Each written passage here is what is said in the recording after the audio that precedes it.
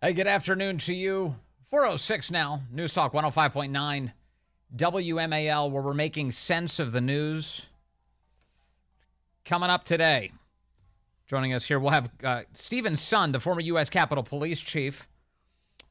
He will talk to us about big testimony today from a variety of National Guard members about the response at the Capitol on January 6, 2021. The truth now finally coming out. We'll talk to Chief Sund about that. Joe DeGenova is here at 5 o'clock, former U.S. Attorney for the District of Columbia. Always love talking to Joe. We'll get his legal reaction to the left's latest efforts to destroy Donald Trump and our constitutional republic. And we'll talk to you at 888-630-9625, 888-630-WMAL. Quite a few things all going on at the same time.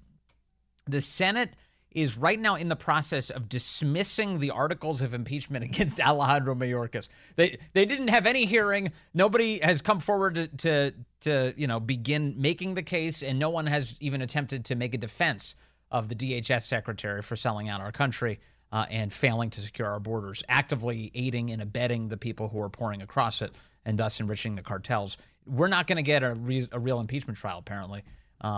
The headlines out of Fox is they've already dismissed one article of impeachment. Now it appears that they're moving on to the second.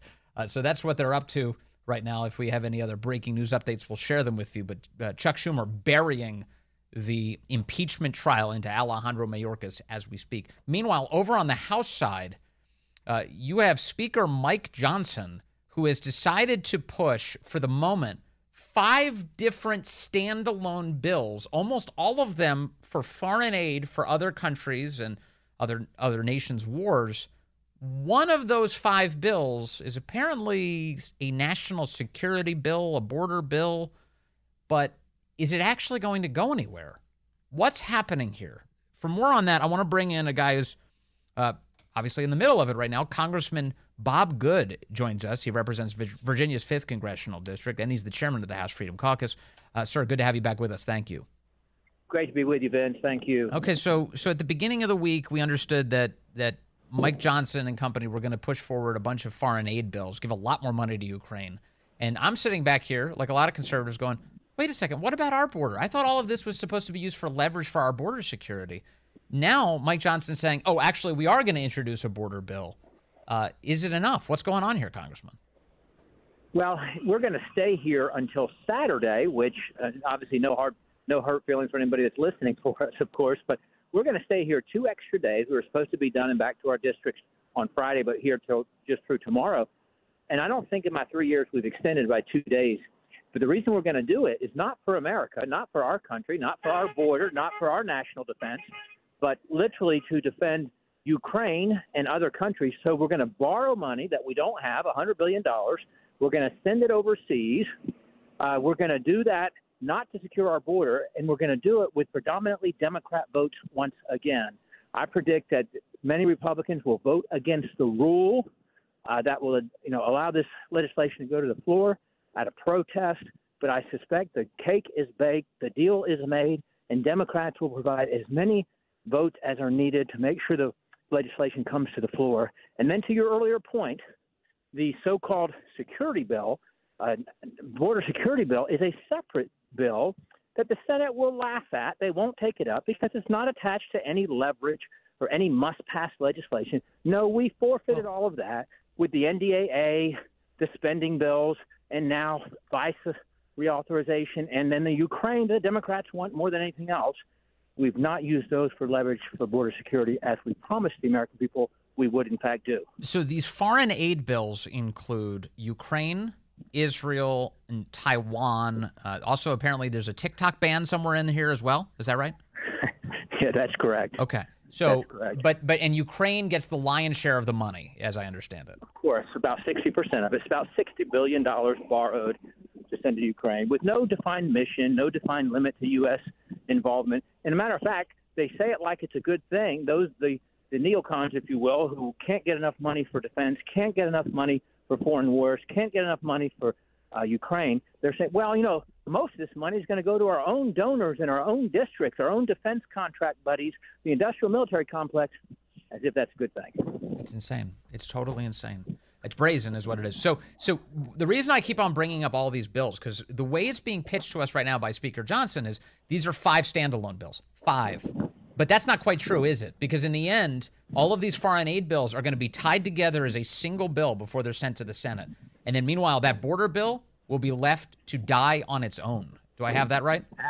Absolutely. They're going to use Israel to hold hostage the Ukraine support so that, in other words, those who might be inclined not to vote for Ukraine, well, we don't want to vote against Israel support. So they'll have but then you're right. They'll put those 4 together as a package when they send it to the Senate. And the only one that won't be taken up by the Senate, of course, will be the one that defends the United States. Well, in other words, we've lost all of our leverage. We have no leverage left. We can't secure our border. We have forfeited our leverage, and partially because the Speaker wants Ukraine as much as the Democrats do. And so if the thing you want is the same as what your opposition wants, then you, of course, have no leverage to throw in something else that you want. And so we were told and promised that the border was the hill we would die on, and we would utilize Ukraine was the last stand. We were going to utilize that as leverage to get this done. And, of course, we have surrendered that, chosen not to do that. What happened? The American people. What happened to him? So in May of 2023, the Federalist has a write-up of this today. It's excellent.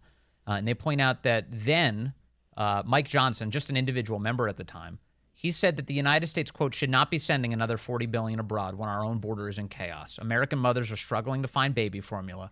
Gas prices are at record highs, and American families are struggling to make ends meet without sufficient oversight over where the money will go. That is not what we're hearing from Mike Johnson now. Now he's supporting sending a lot of money to Ukraine. What happened to him? Why?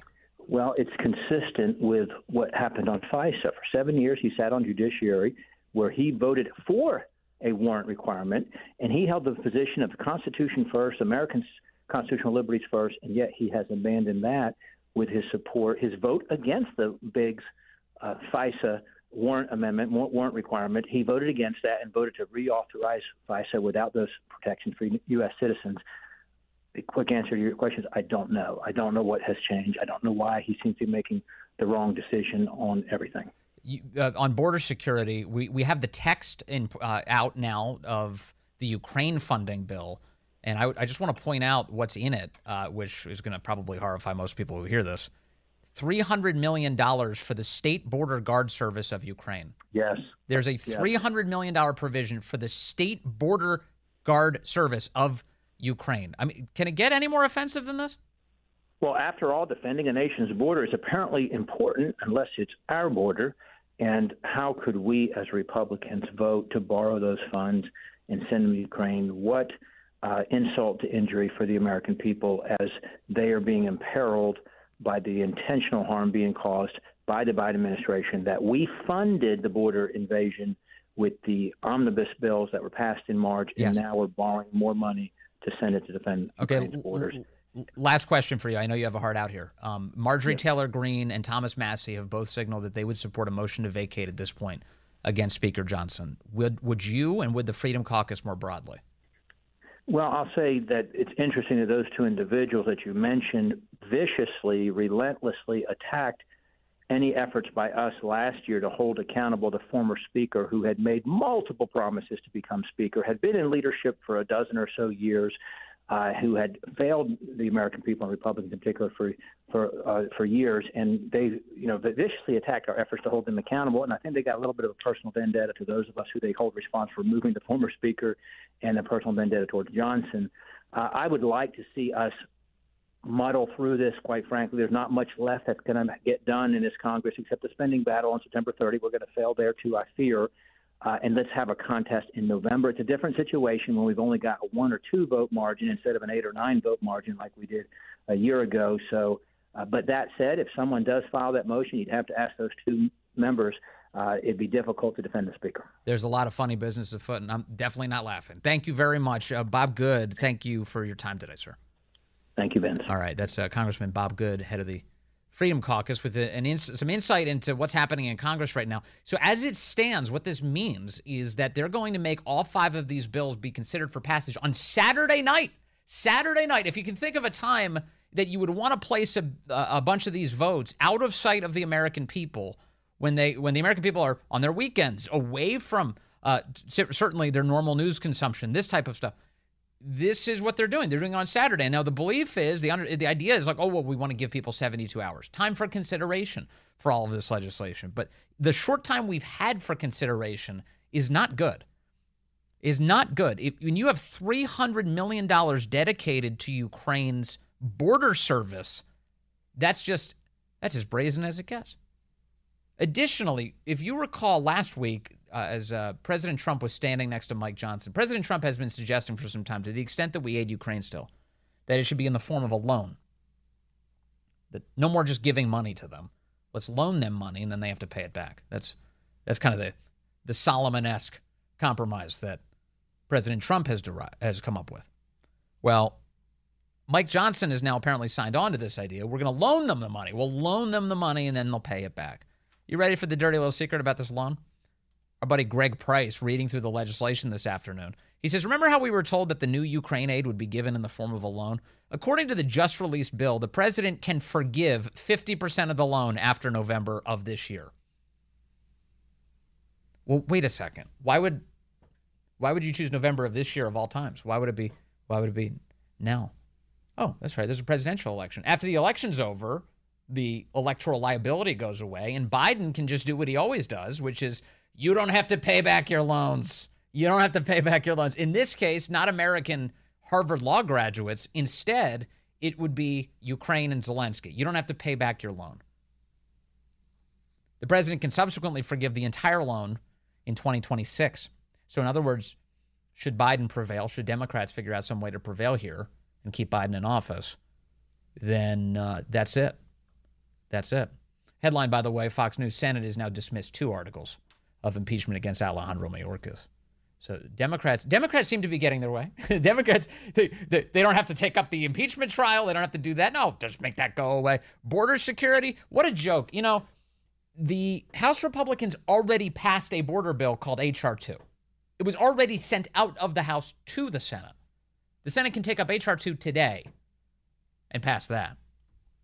The idea that we're going to send another standalone border bill with all of the toughest provisions of H.R. 2, they say the border security bill, I don't even, really shouldn't spend much time on this particular bill because it's not going anywhere in the Senate, but just this is how it's summarized. It's a border security bill that includes the core components of H.R. 2, whatever that means. It includes the core components of H.R. 2, but it doesn't have any leverage strapped to it. All of these lawmakers, by virtue of their politics, their loyalty to the blob, their financial incentives back in their districts, you understand how these things work. So when we hear the phrase military-industrial complex, you just heard Congressman Bob Good use it. You realize that defense contractors set up operations in almost every district in the entire United States? That when they build an airplane or they build a piece of military equipment, they spread out all of the operations for the construction of that into every state in our union, into districts everywhere. And the reason for this is because it keeps the gravy train going forever. And lawmakers never vote against it. They never want to stop that. The consequences are immense for them. They have all this money flowing into their district. Jobs are now on the line in their district as a result. And so when these bills come up, they feel all sorts of pressure from lobbyists, from the defense industry, from their own constituents who are now employed in those jobs. And that's why this all continues the way it is. It's a racket, unfortunately. Now, does that mean we can't have a strong defense industrial base? No, of course we should have one. That's essential. It's essential for our own national security. We need that, definitely. But in this moment where all of a sudden, like, it seems like everyone cares more, at least in Washington, they care more. Oh, there's chaos in Congress. What's going to happen? How could you pass a motion to vacate? How can you unseat Johnson? Oh, this is going to cause more trouble. I'm sorry. You're acting as if chaos in Congress is more important than the chaos that's all around the United States right now. That's the position you're taking. And so to the extent that the defense industrial base, the military industrial complex, is animating the votes of individual members of Congress, let's exploit that to our own benefit. Why wouldn't you use all of this as the world's biggest leverage to secure our damn border? You want to send more money to Ukraine? again, to launder it back, much of it, into our own military-industrial complex, fine. Do it. Go ahead. Send them your fake loan. But secure our border. And instead, Mike Johnson is selling us out. It's insanity. And this last week has just been a real exposition on him, hasn't it? As he goes along with warrantless surveillance of American citizens for secret reasons that he derived in a skiff when he walked behind closed doors and met with the intelligence community, and they said, you have to do this. You have to continue to allow warrantless surveillance of Americans. And he came out and he was cowed. He said, yes, I guess I have to do this now. I know. I used to say that there were abuses, and there were, but now we have to go with this. And then border security first for America before Ukraine. He's flipped. He's flipped on that. And then lastly, of course, the budget fight. You know, now we're still budgeting by continuing resolution and omnibus. They're voting out members of Congress. They kicked George Santos out. Mike Gallagher, what a goon that guy is. Mike Gallagher is resigning. He's supposed to resign this week. His office has announced today he's willing to delay his resignation until all of the foreign aid is passed. Just get the hell out now. If you're going to be useless to us this weekend, just be useless to us now. Just go. Just go. Yeah, Democrats just burying the articles of impeachment against Mayorkas. No trial. Here's Mitch McConnell speaking now. Madam President, we've set a very unfortunate precedent here. This means that the Senate can ignore, in effect, the House's impeachment. It doesn't make any difference whether our friends on the other side thought he should have been impeached or not. He was. Yeah, it's a lawless, unconstitutional party attacking the other guy as a threat to democracy. That's the frame. Joining us in a moment, we're going to be having on the program U.S. Capitol Police Chief, former U.S. Capitol Police Chief Stephen Sund. He was at a hearing today talking about the National Guard and its involvement or lack thereof on January 6th. The truth now finally coming out. Chief Sund with the details ahead. Good afternoon to you. 4:35 here, News Talk 105.9 WMAL. We're making sense of the news. Coming up 5 o'clock, we'll talk to Joe DeGeneva, legal analyst, former U.S. attorney for the District of Columbia. He'll respond to the latest efforts to destroy Trump in courtrooms all around the country controlled by Democrats. And you can join us at 888-630-9625, 888-630-WMAL. The events of January 6, 2021 have become high holy days for the Democrat Party, used to rob you of liberty and try and silence their political opposition. And ever since then, they've orchestrated a variety of stunts at taxpayer expense to keep it in the news, including the January 6th committee put together by Nancy Pelosi, where she banished any Republican selections to join the committee to help vet the events of that date. So since then, Republicans have launched an investigation of their own into the January 6th committee itself to take a look at, well, how did they do all of this? And of course, by now, you know, they deleted so much evidence. They didn't share everything they knew. They were hiding things from the public. And that brings us to today, a hearing conducted, the Subcommittee on Oversight today of the House Administration Committee.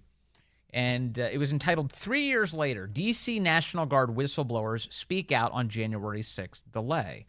And among them were Colonel Earl Matthews, the chief legal advisor for the D.C. Army National Guard, Command Sergeant Major Michael Brooks, senior enlisted officer, D.C. Army National Guard, Captain Timothy Nick, aide-de-camp, D.C. Army National Guard, and Brigadier General Aaron Dean, the adjutant general for the D.C. Army National Guard. And here is some testimony today from Command Sergeant Major Michael F. Brooks. Here's what he had to say. We'll just play a little bit of it, and then we'll introduce our guest. Here we go. I will not sit here today and say if we had been given authority to immediately respond when Chief Sund, the chief of the Capitol Police, made that first frantic call for support at 1:49 p.m., that we would have prevented the breach of the Capitol. What I can tell you with absolute certainty is that we had a force equipped and ready to respond. And that despite the inaccuracies of the DoD IG report, we had a plan and would have liked the opportunity to try. Instead, we waited for hours, knowing our Capitol had been breached and not understanding why we had not received the authorization to respond. I cannot tell you the number of times someone has asked me, where were you? Where was the National Guard? Or how can you call yourselves Capitol Guardians? There's no easy response to those questions, and the truth is, we were there, and we were ready. We just weren't authorized to respond, and that is difficult to explain. The critical detail, who held them up? Joining us now is the man who made the phone call asking for their help, former United States Capitol Police Chief and author of Courage Under Fire. His name's Stephen Son. Chief Son, good to have you back with us, sir. Thank you. Thank you very much for having me on, Vince. So give us a sense, if you will. This gets complicated, I think, but the core questions are, why did the National Guard get delayed? Why weren't they there in the first place? We've heard, many times that President Trump had actually offered National Guard support to the Capitol ahead of January 6th, but why weren't they there? So I'll go ahead and answer this question. I'll tell you, I attended the hearing today. I come from a military family. I have the utmost respect for the men and women in the military. I don't hold a grudge against them. I've worked with the D.C. National Guard numerous times. I've deployed them numerous times for IMF World Banks, for inaugurations when I was with D.C. Police, and I know their capability. But I'll tell you, the four people you read off, Brooks, Dean, Nix, Matthews, the level of credibility and honesty is unmatched with those guys. So I'll tell you this. So why the delay? That's a really good question. There's a process set up for when civil authorities call for the National Guard, whether it's DC or any of the National Guard. It's a civil defense support for civil authorities, right. DISCA for short, because everything has to have an acronym. And there's a process. Well, the problem that we run into is the process should have been clearer. I call for assistance with General Walker. This is a life and death assistance. It falls under emergency authority. He should have immediately been able to deploy. However, you have a lot of dispute on whether or not there was a call from President Trump to have 10,000 troops ready, or whether he pushed them out ahead of time or anything like that. But January 4th, you have Acting Secretary of Defense Miller put out a memo putting unprecedented restrictions on the National Guard to respond to civil unrest, to carry any chemical munitions for riot control, to even wear helmets, to carry ballistic shields, or conduct any law enforcement activity. So, and that's written directives. So I'm putting in these calls. Well, first of all, let's combine both these. What was the delay? So first of all, I requested the National Guard twice on January 3rd, Sunday, January 3rd. I'm the only chief by law to U.S. 1970 that has to go and get approval from the Sergeant at Arms, Capitol Police Board, and the leadership of Congress to bring them in. I was denied twice on Sunday, January 3rd. So we come into January 6th. I don't have the resources I need. Just remind me, by whom? Who are you denied by? So I'm denied by both the House and Senate Sergeant at Arms. The first one is the House Sergeant at Arms, Paul Irving. He says he is concerned about the optics of the National Guard on the Hill, which is the exact same thing Lieutenant General Piott said when I'm on the phone call with him on the 6th. Doesn't like the look of the optics of the National Guard on the Hill. And I think that kind of echoes what his boss, Speaker Pelosi, had said during the 2020 protests when you had National Guard and you had federal agents on the streets of America. She referred to them as stormtroopers. So I think he was really scared to have them deployed up there. He denies me, sends me over to the chairman of the Capitol Police Board, Michael Stinger, and Michael Stinger won't approve him because Mr. Irving's not approving him. So I get denied twice requesting National Guard assistance. So coming into January 6th, I don't have that assistance. Even when I start requesting that assistance at 12:58 p.m., I still get delayed by Mr. Irving for 71 minutes. So it's at 1:49. They referenced the 1:49 call during the testimony. I went ahead and called before I even had approval because, my men and women really needed the assistance. So at 1:49, I call, and now they're delayed because of that memo that came out January 4th. Colonel Matthews is trying to run it up.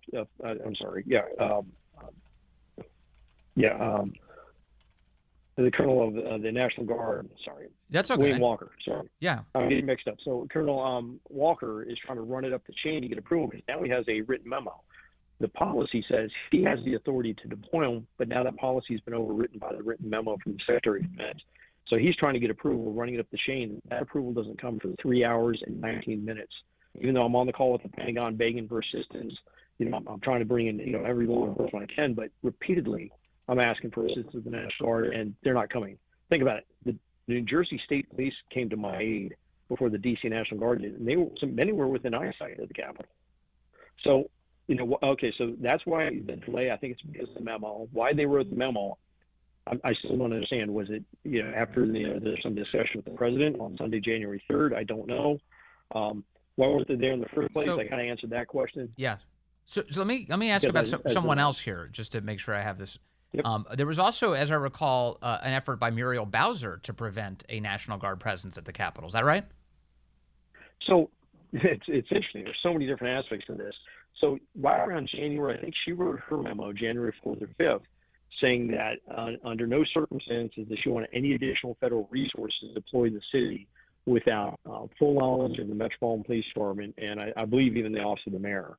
So, you've got these series of memos coming out that are all going to the Secretary of Defense, either coming from them or going to him. Yes. I think they one went to Esper, but anyway, went to Rosen, the U.S. Attorney at the time.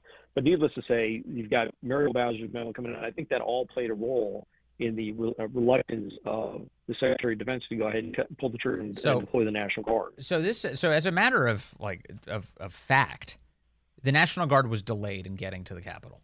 That's just true. 100%. They were stopped. 100%. Okay. Yeah, while we were under attack, there was 180 with all their gear, like I said, within half a mile of the Capitol, and they didn't move for 3 hours and 19 minutes. Insane. Okay, so now let me bring you to more testimony, because there was Congressman Barry Loudermilk who's been leading this investigation.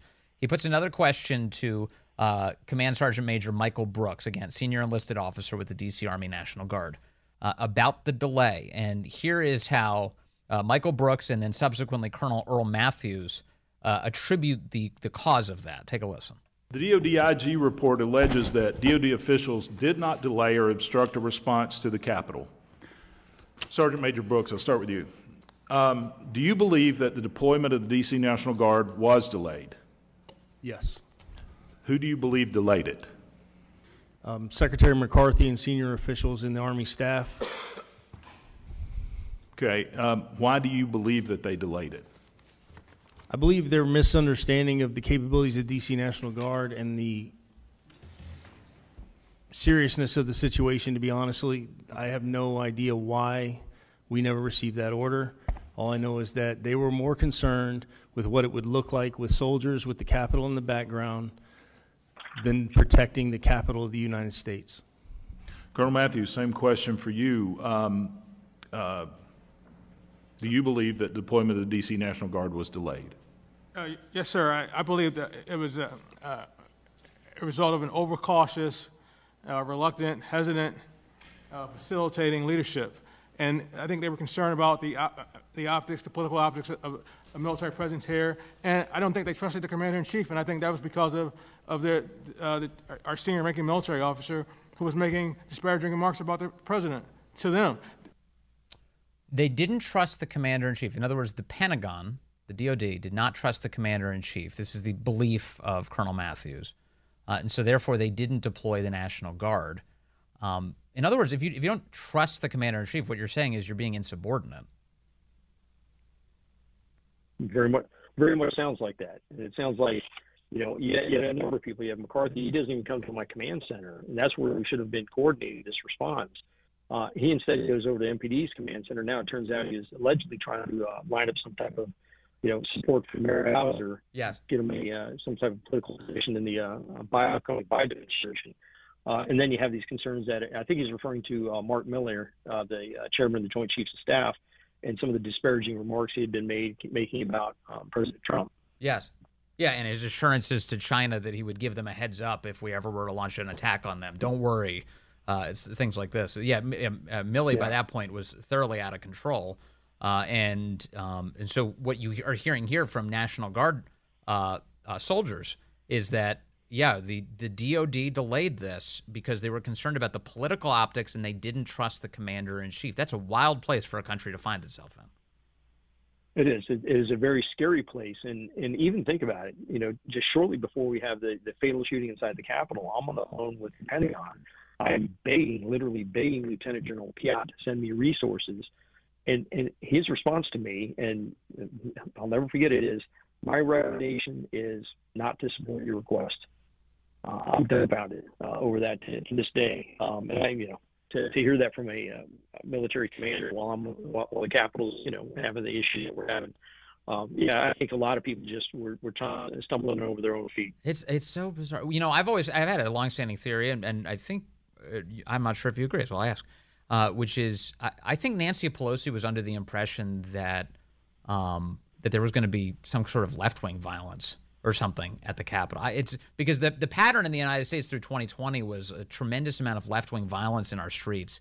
And she had become so conditioned to saying, like, don't put it down, let it breathe, let it go, that was her attitude leading up to the events of January 6th. Do you think there's a chance that's the case?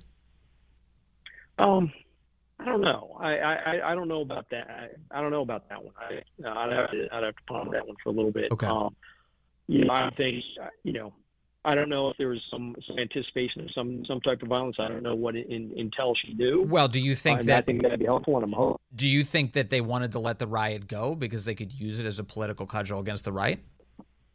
I've had a lot of people make that recommendation. What do you think of this thought? Yes. I'll leave it at just put it with this. The fact that I asked twice in advance on January 3rd, I'm denied, and I'm denied. Just think about this: for 71 minutes while that battle's going on, I'm denied by both sergeant at arms because they're waiting for, allegedly to run it up the chain, and the chain is going up to Speaker Pelosi for 71 minutes while that battle's going on. They delay me. And literally after just within minutes of being approved, that's when they birthed the first one that would get into the Capitol. It doesn't take a lot for someone to start to go down that rabbit hole that maybe, they wanted to see something, but I don't know. I think that's a tough one. So I don't know. Let me one more question for you, and thank you very much for your time today. Again, we're talking to Stephen Sund, former United States Capitol Police Chief, especially during the events of January 6th. Sir, the left has made a routine characterization of that day as an insurrection. They use this word all the time. It's an insurrection. Is that how you view it from your perspective, having led the U.S. Capitol Police that day? So I will tell you this. I'm kind of a rule of law type of guy. I think that the law should apply equally to everybody. And my thing is, when you look at the 2020, you brought it before the 2020 protests and the riots and what went on down at the let's take a look at the White House. Yes. You had 3 days of attack on the White House. White House operations were completely shut down. The First Family had to evacuate into a nuclear bunker. You want to call the Capitol an insurrection, then let's call the White House. I mean, that was as much an insurrection as the Capitol, if not more, with the 3 days of riots. And then you have the politicization of, a law enforcement agency, the D.C. police, formed by Congress for the protection of the president, and they're not even allowed to go to his aid. There's a lot of problems there. So I think if you're going to call one an insurrection, you need to call them both. So that's kind of my opinion. All right. Former United States Capitol Police Chief Stephen Sund, also the author of Courage Under Fire, with a perspective today on that big National Guard hearing in Congress. So many lies being exposed. Thank you very much for your time, sir. Good to have you with us. Thank you. Good to see you. Oh, boy. Don't worry. I've got a palate cleanser coming up. It involves Joe Biden telling biographical stories that are completely invented. I love those. That's ahead.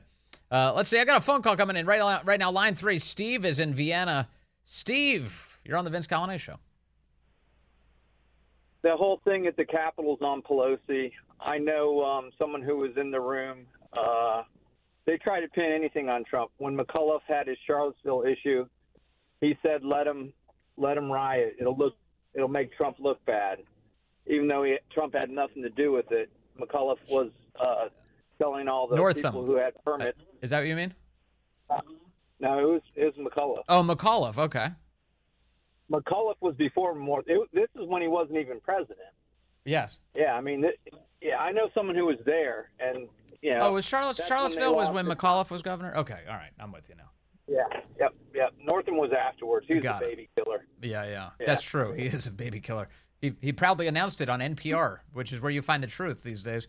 You're right about that. So Pelosi, you said you knew somebody who was in the room with her, as she was saying, "Let it burn." No, not Pelosi. That was McAuliffe. I know someone that was in the room when he said it about the Charlottesville stuff. Yeah. But this is their habit. They're all the same. Yeah. It's amazing. They're all on the same page. Well, there you go. I mean, the hearing today supports that theory, Steve, because all these National Guard guys are going, yeah, we were waiting. We were being delayed by people who were looking to be, first of all, insubordinate to Trump, and Nancy Pelosi and the House Sergeant at Arms, they refused to play ball. They said, no, secure the Capitol? No, baby, we're going to use this forever. All right, coming up, Joe Biden's ridiculous day in Pennsylvania, and Joe DeGeneva is here just moments from now. A lot to get to.